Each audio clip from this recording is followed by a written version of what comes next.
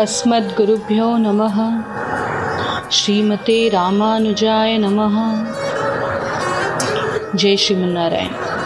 गुरु चरणों में समर्पित। श्री भट्टार्य वेदांती संवाद में श्री परकाल सूरी को भगवान श्री रंगनाथ का प्रत्यक्ष दर्शन। श्री सूरी चोल राज से धन प्राप्त करके उस धन से तदीयाराधन का नित्य कैंकर्य करते रहे। कुछ दिनों बाद वह धन समाप्त हो गया तो आपने सोचा कि चोरी के धन द्वारा तदीयाराधन का कैंकर्य किया जाए। आपके 6 शिष्य श्री वैष्णव सहायक। उन 6 शिष्यों में से कोई जल के ऊपर चल सकता था, कोई छाया में लीन होने की विद्या जानता था, कोई वृक्ष की शिखा पर चढ़ने में दक्ष था, कोई आसानी से सर्वत्र विजय पा सकता था, कोई फूंक मार कर किवाड़ खोलता था, कोई परकाल का श्याल था। इन शिष्यों को साथ लेकर आप जंगल में यात्रियों का धन लूटकर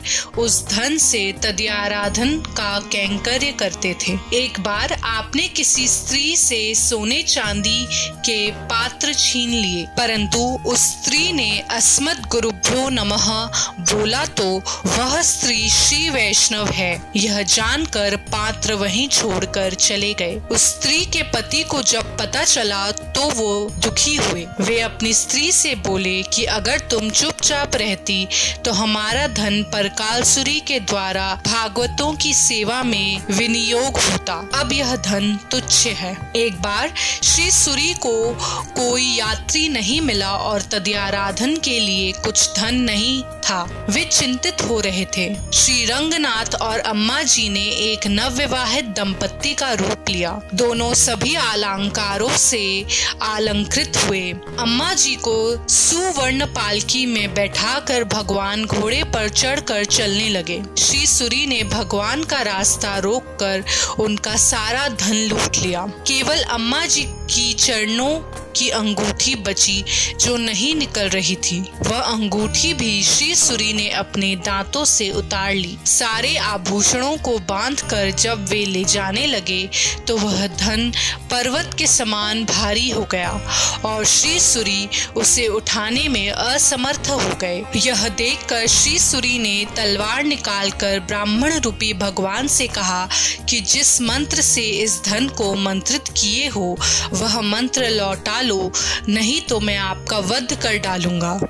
भगवान बोले, मेरे सामने नम्र बनकर खड़े हो जाओ, मैं तुम्हें यह मंत्र ही बतला देता हूँ। ऐसा कहकर भगवान ने सभी शास्त्रों के सार रूपी श्री मूल मंत्र का उपदेश दिया। श्री अम्मा जी के चरणों के स्पर्श से और भगवान के मंत्रोपदेश से श्री सूरी परम शुद्ध हो गए। भगवान ने वहीं गरुड़ जी पर लक्ष्मी सहित पूर्ण वैभव के साथ विराजमान होकर श्री सूरी को प्रत्यक्ष दर्शन दिए। भगवान के दिव्य दर्शन से आपसे 6 दिव्य प्रबंध प्रकट हुए। शीघ्र सुंदर मधुर विस्तृत प्रबंधों की रचना करने में समर्थ होने के कारण आपका नाम चतुर्ष कवि पड़ा। भगवान ने श्री सूरी को आदेश दिया कि तुम अब श्रीरंगम चलो और मेरे लिए पाकशाला का निर्माण कराओ। श्री सूरी कुमुदवल्ली को सारा समाचार सुनाकर उनकी आज्ञा पाकर श्रीरंगम चले आए और श्री भगवान रंगनाथ जी के नित्य कैंकर्यों को करने लगे। इस प्रकार प्रपन्नामृत का 99वां अध्याय समाप्त हुआ। जय श्रीमन्नारायण।